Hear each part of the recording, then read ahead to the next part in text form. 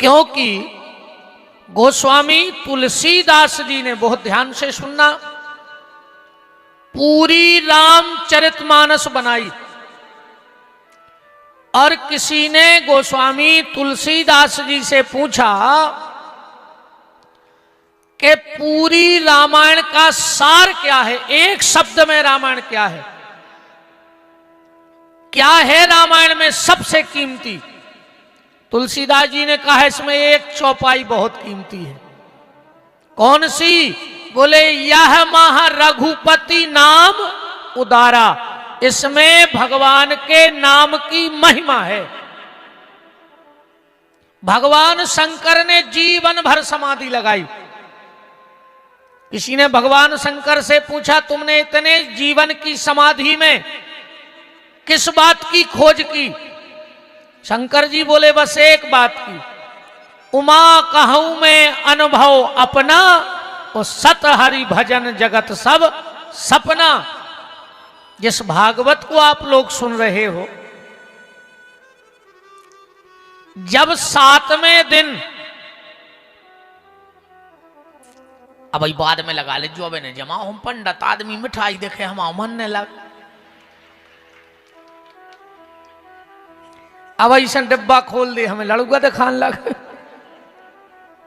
अब बाद में जमा दियो, देखो भाई ब्राह्मण है अरब उत्तो तो स्वभाव रहे है। अब तुम कहो के सामने मिठाई धरी और महाराज को चित्त कथा में लग जाए तो या तो असंभव है। सीताराम। आखिरी दिन जब टेबल और बढ़ा दे,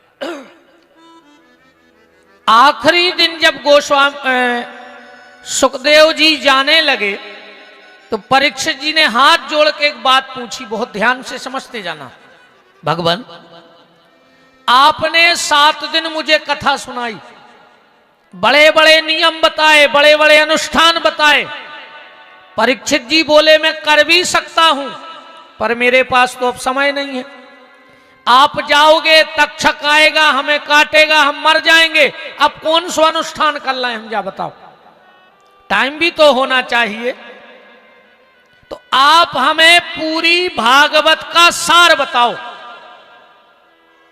तो लगभग आप सबको पता है कि भागवत में 18,000 श्लोक हैं, पर भागवत जी का जो आखिरी श्लोक है 18,000वां श्लोक, वो कौन सा है? उसके बाद भागवत ही विराम हो गई।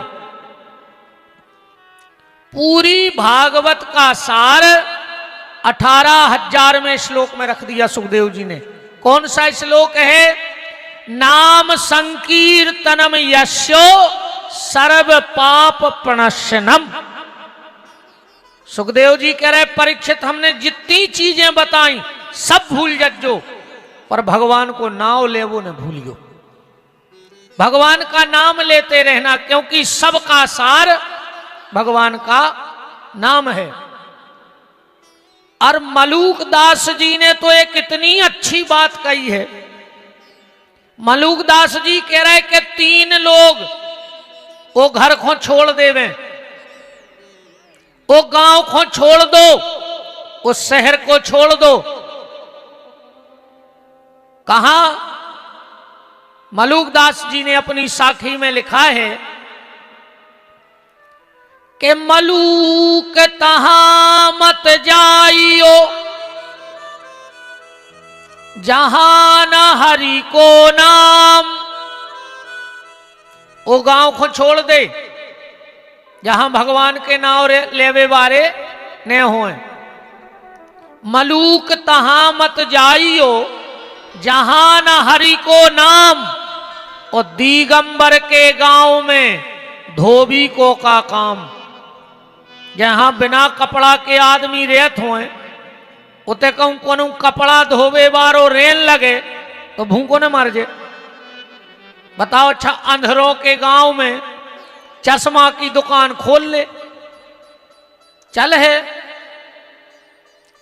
टकलों के गांव में कोनो सैलून खोल लेवे, भूखों ने मार जे। ऐसा ही जहां भगवान के भजन करने वाले ना हो उसे छोड़ दो, और यहां तक छोड़ दो। पिता को छोड़ने में पाप लगता है, लगता है। प्रहलाद ने तो बाप छोड़ दो, पाप लगो। भैया को छोड़वे में पाप लगत है, लगत है। विभीषण ने तो रावण जैसो भैया छोड़ दो, पाप लगो। पति को छोड़ने में पाप लगता है। मीरा ने तो राणा जैसो पति छोड़ दो, पाप लगो। लड़का को छोड़े में पाप लगत है। आत्मदेव ने धुंधकारी जैसो लड़का त्याग दो। गुरु को छोड़ने में पाप लगता है, लगता है कि नहीं लगता? पर राजा बलि ने तो शुक्राचार्य जैसो गुरु छोड़ दो। और तुमने भी ऐसे गुरुजी छोड़ दियो। आजकल गुरुजी हरे भी यार, इरे अब तो पहले तो नकली गुरुजी हते, अब तो नकली भगवान तक हो गए। हाँ, असली भगवान में और नकली भगवान में तो अंतर है। असली भगवान जेल में भाई वो तुरंत बाहर हो गए, और नकली बाहर हो रहे और समय आवे पे भीतर हो जा रहा है। क्या भगवान धरे जेल में जमानते नहीं हो रही, मुत के भगवान घुसे हैं रे जेल में, जमानत नहीं हो रही। और जे नक कटा अबे अभी फोटो धरे आरती उतार रहा है। काय आंधू चढ़े रे तुम्हारों को। बेकेरे ने मताई खो मानो ने बाप खो, ने सूतक मानो ने पातक, ने राम जी खो मानो ने कृष्ण खो। तुम तो हमारी फोटो लगा ले, गुरुजी तारणहार हैं, तारणहार। और गुरुजी की नहीं हो रही जमानत तक। इतने बड़े तारणहार हैं, ऐसे तो पगला हैं। कछु कछु तो कहते हैं कि हमारे गुरुजी को भजन करने तो सुबह चले गए जेल, उत्तराखंड चले जाते बद्रीनाथ में बर्फ में। मेरे बे बाप को मान रहे ने मताई को मान रहे, जे कछु बहन जी हरे गुरुजी को मानन लगी। सुन मांग को सिंदूर मिटा दो, बिंदी लगावो बंद कर दो, और घर बारो जिंदा है तो का तुमने जीता ही में मारा रोको।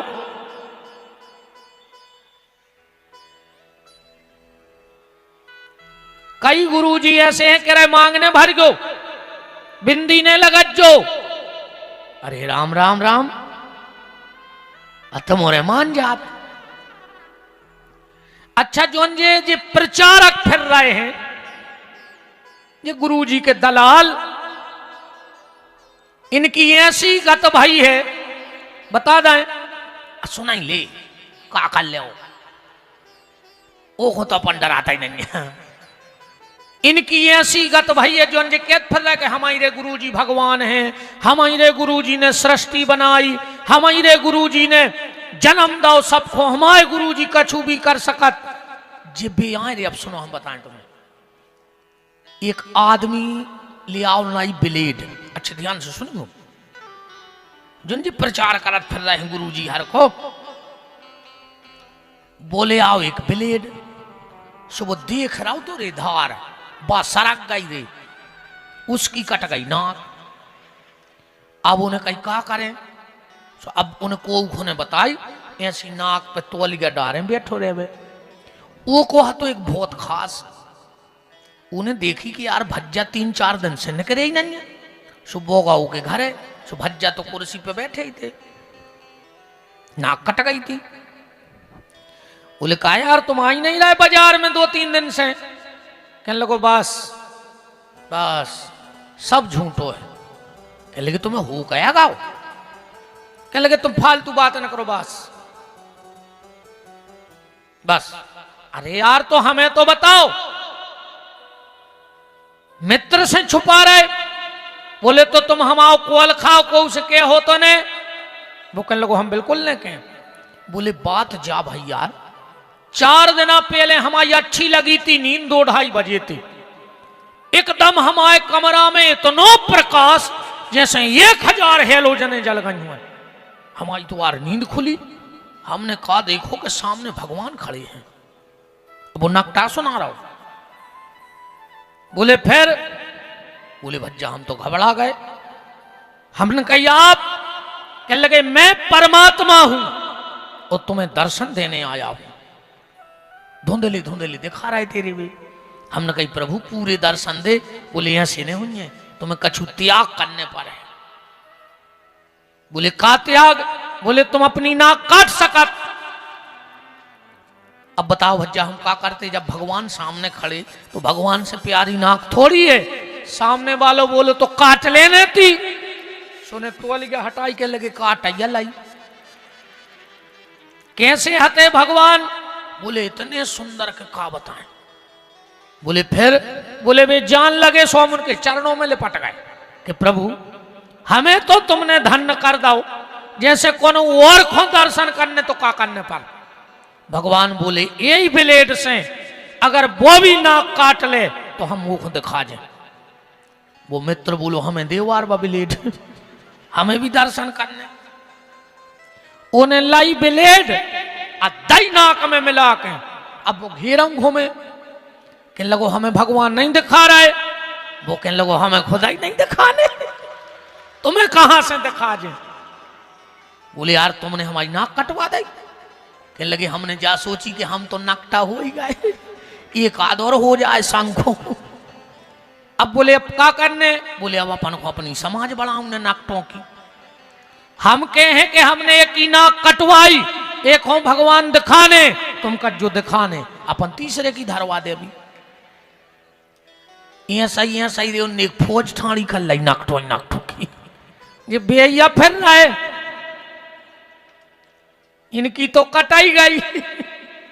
अब वे तुम्हारे चक्कर में हैं, ऐसे नाकटों से बचे रहो। हम जैसो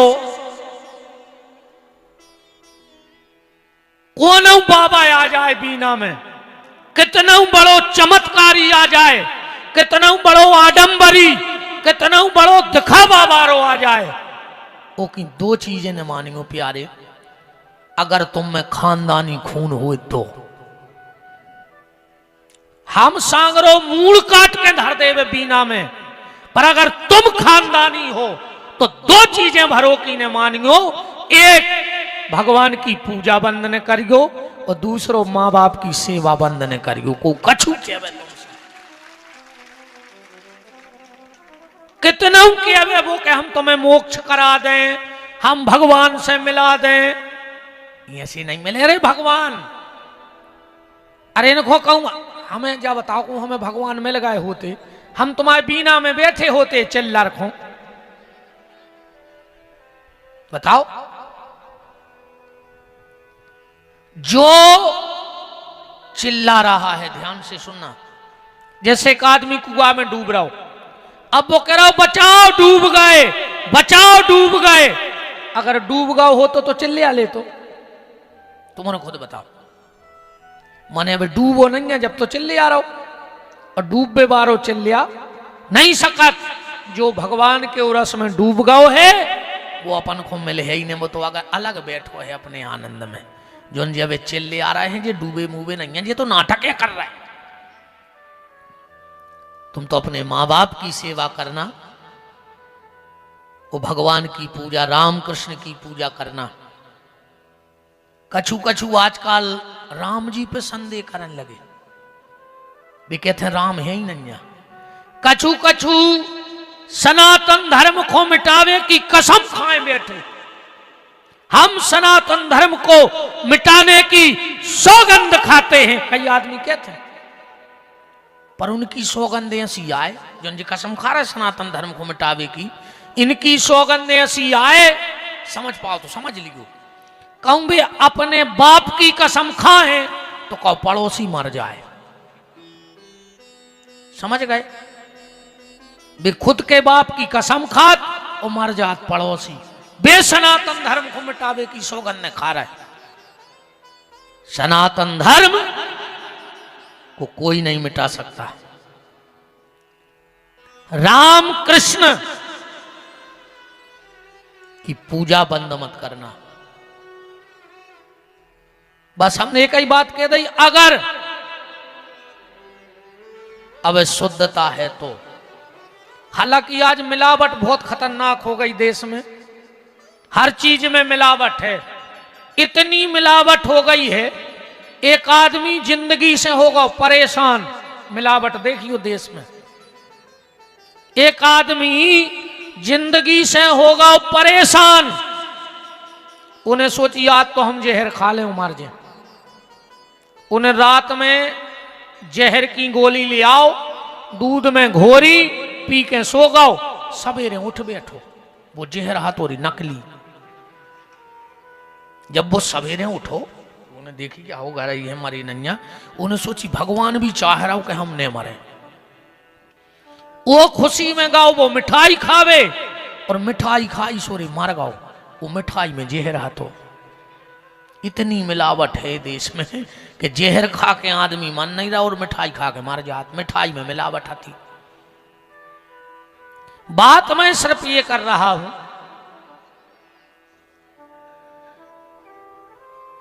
राजा बलि ने शुक्राचार्य जैसा गुरु त्याग दिया, क्या पाप लगा? नहीं लगा। मां को छोड़ने में पाप लगता है, लगता है। भरत जी ने कैकई जैसी मां का परित्याग कर दिया। कर दो कि नहीं करो? भरत जी को पाप लगो? बिल्कुल नहीं लगो। एक अच्छा भाव मन में आया है और आज की जरूरत है। हम भागवत करने आए हैं तो हम भागवत ही बोलेंगे, पर एक मानस का भाव आ गया मन में तो बोल दें। जब 14 साल बाद राम जी लौट के आए अयोध्या, तो पहली बार किससे मिले? प्रथम राम भेंटे कैकई। कैकई के पास गए। कैकई आंखें नीची करे बैठी है। राम ने प्रणाम किया और कहा मां हम आ गए। कैकई ने ऊपर को नजरें उठाई, कहा राम मुझसे मां मत कहो बेटा, मैं पापिन हूं। राम ने कहा कौन कहता है कि मेरी मां पापिन है?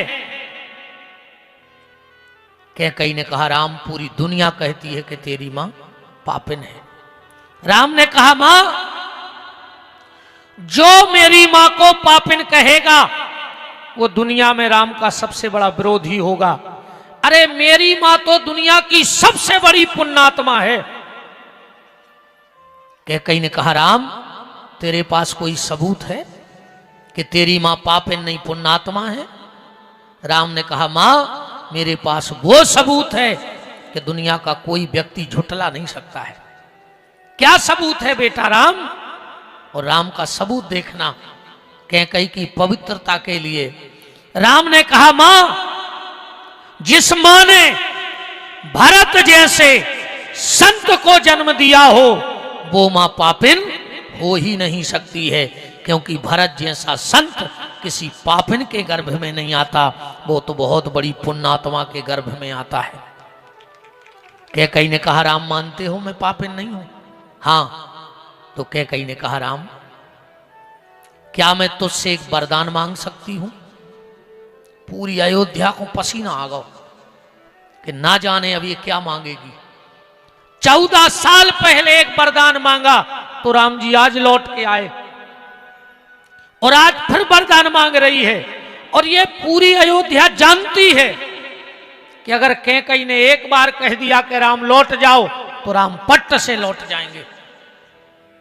बगल में खड़े थे भरत, और जो कैकई ने कहा राम मैं तुझसे एक वरदान मांग सकती हूं, भरत ने कहा राजमाता कैकई।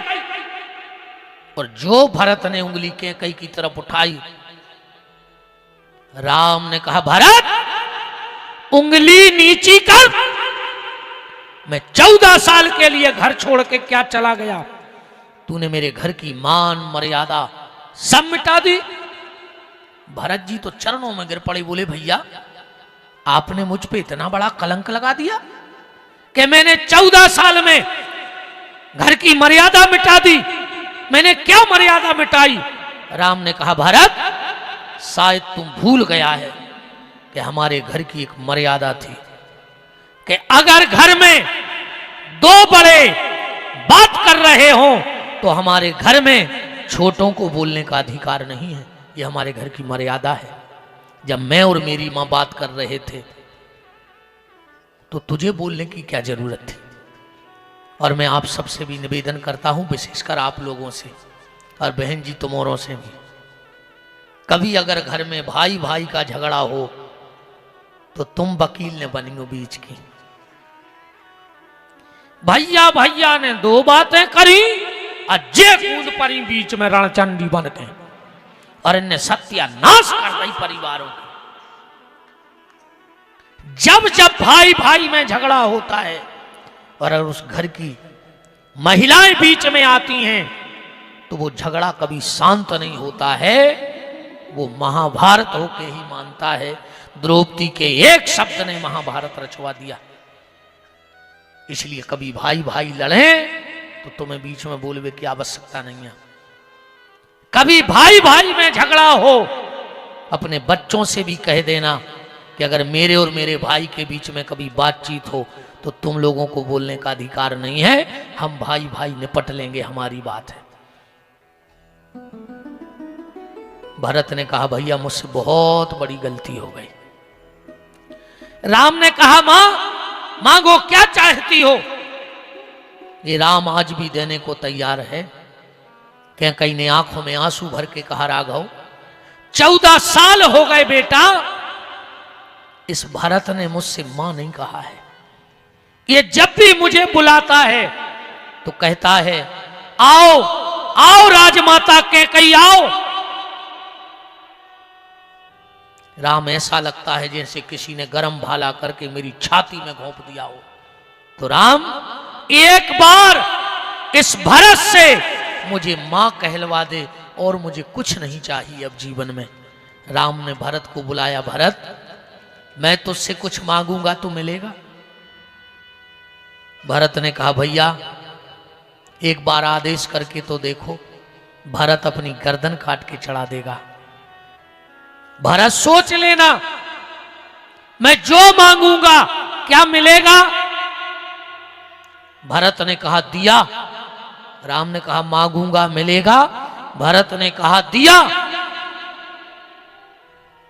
भरत एक बार और कह दे के दिया। भरत ने कहा तो सुन लो भैया, आप जो कहोगे मुझे वो मंजूर है, पर अगर आप खुद कहोगे कि इसके कई को मां कह दो तो मैं मां नहीं कहूंगा। के कई ने कहा बस राम, इसने मुझसे भली मां नहीं कहा पर इसके मुंह से मां शब्द तो निकल गया। मुझे तो मां शब्द सुनना था कि ये भरत मां कहता कैसे है। और अंतिम बात जो मैं आज की कथा इतनी लाया भेजना चाहता हूं। वशिष्ठ ने कहा राघव बेटा अब चलो ये जटाएं उतार दो, बलकल वस्त्र उतार दो, अब तुम्हें अयोध्या का राजा बनना है। राम ने आंखों में आंसू भर के कहा गुरुदेव मेरी एक बात, मेरी एक इच्छा पूरी कर दोगे आप? वशिष्ठ की आंखें छल छला पड़ी। राम मांग बेटा क्या चाहता है मुझसे? राम ने कहा गुरुदेव मेरी जटाएं सुलझाई जाएं, मेरे बलकल वस्त्र उतारे जाएं, उसके पहले मेरी इच्छा है कि मैं भरत की जटाएं सुलझा दूं, मैं भरत को राजा बना दूं। वशिष्ठ ने कहा राम लगता नहीं कि भरत तुमसे सेवा करवाएगा, पर मैं कोशिश करूंगा। वशिष्ठ जी गए भरत के पास, बोले भरत महाराज राम की इच्छा है कि वो तुम्हारी जटाएं सुलझाना चाहते हैं। भरत ने कहा मंजूर है, पर मेरी भी एक शर्त है, राम भैया मेरी जटाएं भीतर कमरे में न सुलझाएं, पूरी अयोध्या देखे और राम भैया हमारी जटाएं सुलझाएं। वशिष्ठ ने राम जी से कहा। राम जी बोले, गुरुदेव भरत के लिए अयोध्या तो ठीक, पूरी दुनिया देख ले वे मुझे कोई फर्क नहीं पड़ता। एक मंच बनाया गया, पूरी अयोध्या बैठी है जैसे आप लोग बीना वाले बैठे हो। राम जी एक एक जटा का बाल सुलझा रहे हैं भरत का। किसी ने भरत से कहा, भरत तुम्हें शर्म न लगी, तुम राम जी से जटाएं सुलझवा रहे हो? और भरत का जवाब सुनना पहला, और दूसरा अपने हृदय में बिठा लेना। भरत ने कहा, गुरुदेव जटा माने जीवन की जटिलता, जीवन की जटिलता व्यक्ति सिर पे रख तो सकता है, पर सुलझाने का काम तो भगवान का ही है। हमसे जीवन की जटिलताएं नहीं सुलझेंगी, सुलझाएंगे तो भगवान। और भरत ने कहा, गुरुदेव तुम्हें लग रहा होगा कि मैंने भरे मंच पे राम जी से जटाएं क्यों सुलझवाई। उसका कारण ये है कि मैं आज दुनिया के हर भाई तक ये बात भेजना चाहता हूं। कौन सी बात? बालों को केस कहा जाता है। क्या कहा जाता है? केस। भरत ने कहा, मैं दुनिया के हर भाई को ये संदेश देना चाहता हूं कि सगा भाई वो नहीं है जो भाई को केस में उलझा देवे, सगा भाई तो वो है जो उलझे केस भाई के सुलझा देवे। आज कचहरी पे चले जाओ, तहसीली पे चले जाओ, अगर 100 केस चल रहे हैं तो में 99 केस भैया भैया के चल रहे हैं। तुम सगे भाई नहीं हो। अगर वास्तव में तुम भाई होते तो अपने भाई को कभी केस में न फंसाते, अपने भाई को केस से सुलझा देते। एक बात हमारी मां सुन लो ध्यान से, दुनिया में सब मिल सकता है पर भाई नहीं मिल सकता है। मिला ही न जगत सहोदर भ्राता। और एक बात और सुन लो, तुम्हारे लाख चाहवे बारे कायने हुए, 1000 चाहवे करोड़ों तुम्हें प्राण देवे बारे हुए, भगवान न करे तुम पे ऐसो वक्त आवे। पर अगर कर्म करे हुई तो आए। हम भगवान तो आए नहीं कि हाथ फेर के सब मिटा के भाग जाए। अगर कर्म करे हुई तो जो दिन आए, और अगर वो दिन आवे प्यारे तो विपिन बिहारी की बात गांठ में बांध लियो, भगवान ना करे कभी तुम्हें आईसीयू में भर्ती होना पड़े, रात के 2 बजे तुम आंख खोल के देखना, तुम्हें कांच के गेट के बाहर सिर्फ तुम्हारा सगा भाई खड़ा मिलेगा और कोई खड़ा नहीं मिलेगा। और जब 2 बजी रात में डॉक्टर तुम्हारा चेकअप करके कहे कि 1 घंटा के अंदर जो इंजेक्शन चाहने हैं वरना जी की जान खतरा में है, उस वक्त ये नहीं आएंगे तुम्हारे आगे पीछे घूमने वाले। जब डॉक्टर कहेगा 1 घंटे में, तुम्हारा भाई बगल में खड़ा होके कहेगा, डॉक्टर 1 घंटा तो तुमने बहुत समय दो है, आध घंटे में मैं दुनिया लोटपोट कर दूंगा, पर ये दवाई लेकर आऊंगा और अपने भाई को बचा के अस्पताल से ले जाऊंगा। उस वक्त सिर्फ तुम्हारा भाई तुम्हारे काम में आएगा। जी दुनिया ने आहरे काम है जो जी बहुत खास बने फिरत हैं, ये अस्पताल देख भी नहीं जाए कि सुने हुए कि दवाई को 2-5 हजार रुपया मांग ले। इतनी बेईमान है जो दुनिया। भाई भाई होता है। आज दुर्भाग्य आदमी को अगर सबसे ज्यादा दिक्कत है तो अपने सगे भैया से है। 1-2 फुट जमीन पे हो रे भैया भैया लड़ रहे तुम्हारे। भगवान को 2 जगह बहुत हंसी आउट है। जब डॉक्टर आके कहते कि चिंता न करो हम आ गए, अब हम बचा लें। भगवान के खुद को तो ठिकानो नहीं है, एक हिचकी आ है सुपाल कहीं पे मारे जे डॉक्टर, और दूसरे की जिम्मेदारी लाए। और दूसरी हंसी तब आती है जब दो भाई एक जमीन के टुकड़े के लिए लड़ते हैं, यहां से मेरा यहां से मेरा। भगवान कहते क्यों लड़ रहे हो, सब कुछ तो मेरा है, मैंने तो तुम्हें कुछ दिन के लिए दिया है तो उसका उपयोग कर लो। और जौन औलाद के पीछे, जिस औलाद के पीछे तुम अपने भाई से गद्दारी कर रहे हो, वही औलाद तुम्हें बुढ़ापे में आड़े डार के कुचर है जूतों से, तुम खून के असुगर हो, खून के असुगर हो। आखिरी में अगर कोनो कंधा दे भी ठाणो हुजे तो तुम भज ही ठाणो हुजे, परिवार ही खड़ो हुजे। हमारा एक निवेदन है, परिवार को मरबे पे कंधा देवे से पहले जिंदा में सहारो दे दे, जिंदा में हाथ लगा दे। अगर भैया गिर रहा है तो खूब बढ़ा दे। मरबे पे तो दुश्मन भी आउट हैं यार, मरबे पे तो सब तारीफ ही करत हैं। तुम पार्टियों में देखियो, जब कोनो नेता मेता मर जाए, जॉन कल मंच से कह रहे थे कि वो एक नंबर का भ्रष्टाचारी, उसने रोड खा लिया, उसने कुटी खा ली, उन्हें देश बर्बाद कर दो, एक नंबर का भ्रष्ट नेता है, और वही कहूं कल मर जाए तो फिर जोन वे श्रद्धांजलि सभा में जाते हैं, वे ही फिर माइक में हो कहते हैं। आज राजनीति में एक अच्छे व्यक्तित्व को हमने खो दिया, पूरा जीवन इनका निश्चल रहा। अकूं कल को वीडियो लगा दे में होते हैं टीवी में, बताओ।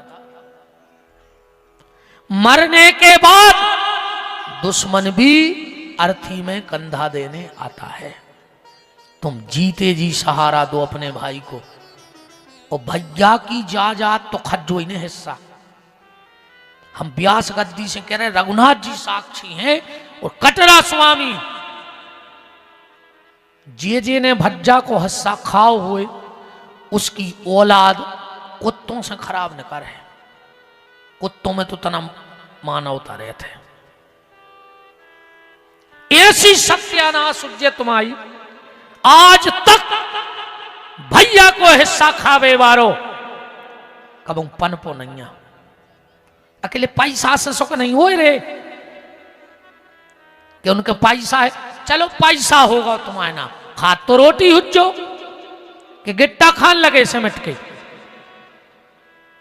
चलो तुम्हारे ना पैसा होगा, पियत तो पानी हुज्जो कि पेट्रोल पियन लगे।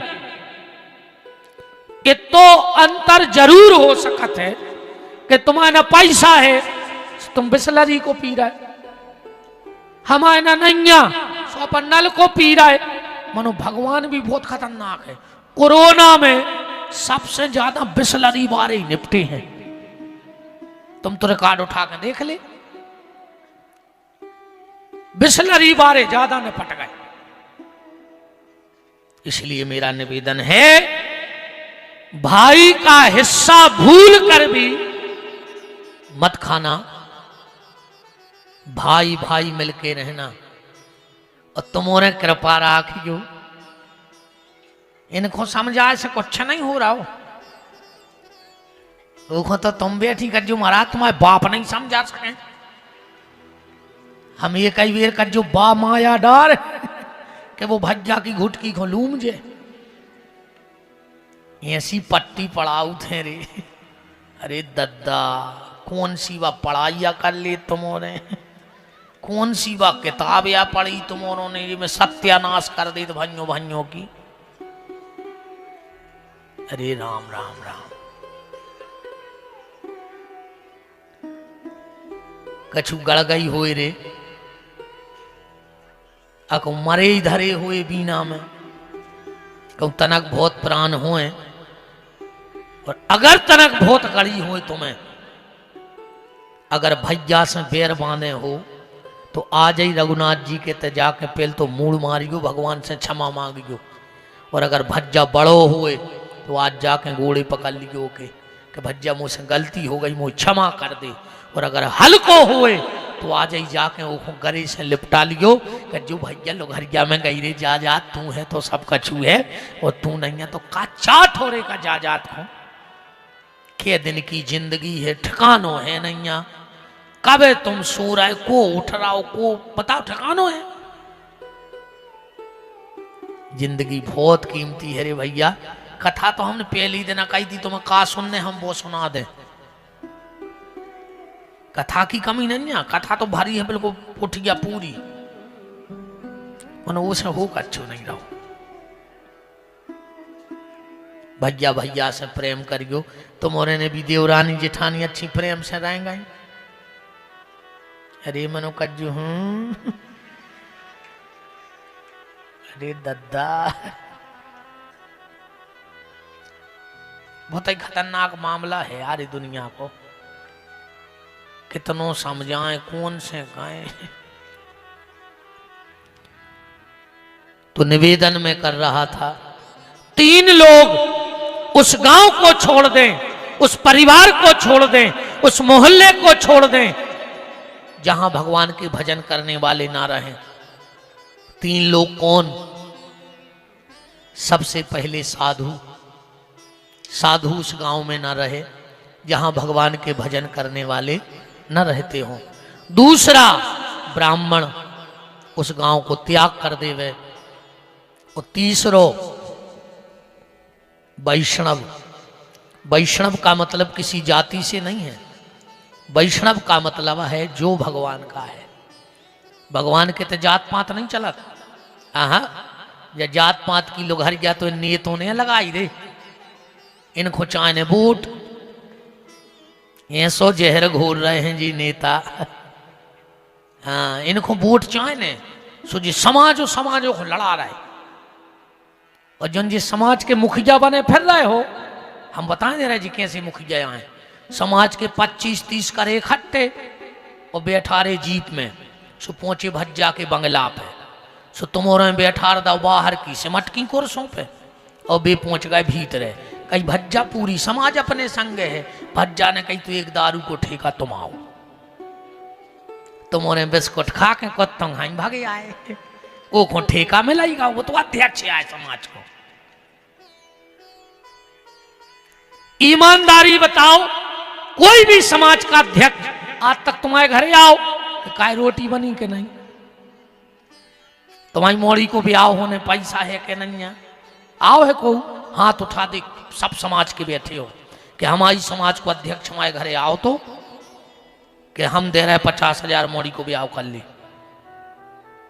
भी तो अकेले कहूं रियली भाई, और बैठा रे कहीं बैठ चल नहीं पा रहे, अब तना अपनी राख दे। काश भज्जा की नजर में पता रहे कि तुम्हारे संग पूरी समाज है। ये जातिवादिता का जहर गंदी राजनीति की सोच है। हमारे सनातन धर्म ने कभी जातिवादिता नहीं फैलाई। हमारा सनातन धर्म कहता है जात पात पूछे नहीं कोई, और हरि का भजे सो हरि का होई। जो भगवान का है वो हमारा है,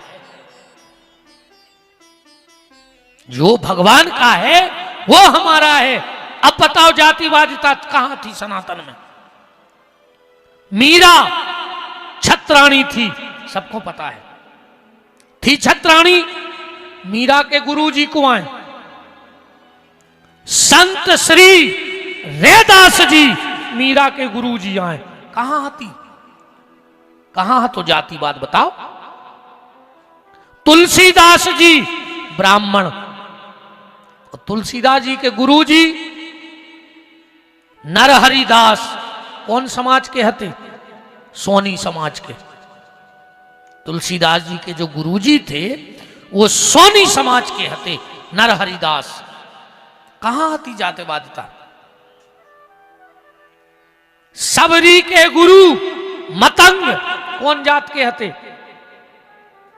सेन समाज के हते।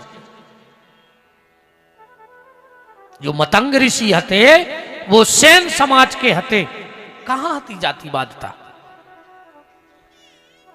पर ये वोट की राजनीति ने सत्यानाश कर दी। वो तो झूठ ही बोलत रहे, इतने तो खतरनाक होते हैं।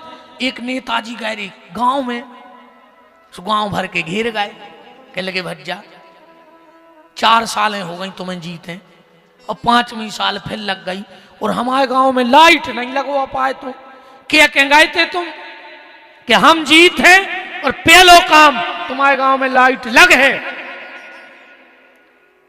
नेताजी ने तुरंत अपने पीए से कही, बिजली विभाग फोन लगाओ सबसे बड़े अधिकारी को। उन्हें तुरंत फोन लगा, सुनो मैं फला फला विधायक बोल रहा हूं, कल शाम तक अगर गांव में लाइट न जली तो तुम अपनी कुर्सी छोड़ने पर है, तुम हमें जानते नहीं हो, हम तुम्हें जिंदा गड़ा दे उतई। और फोन दे दो पीए को। गांव के बोले भैया कौन से बात कर रहे थे, कह लगे बड़ी साहब को डांटो तुम्हारे सामने।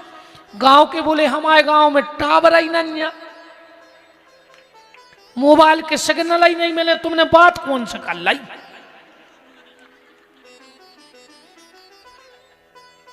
जा हालत है दद्दा हर किसी तो गांव में टावर तक नहीं है और उन्हें डांट भी दो।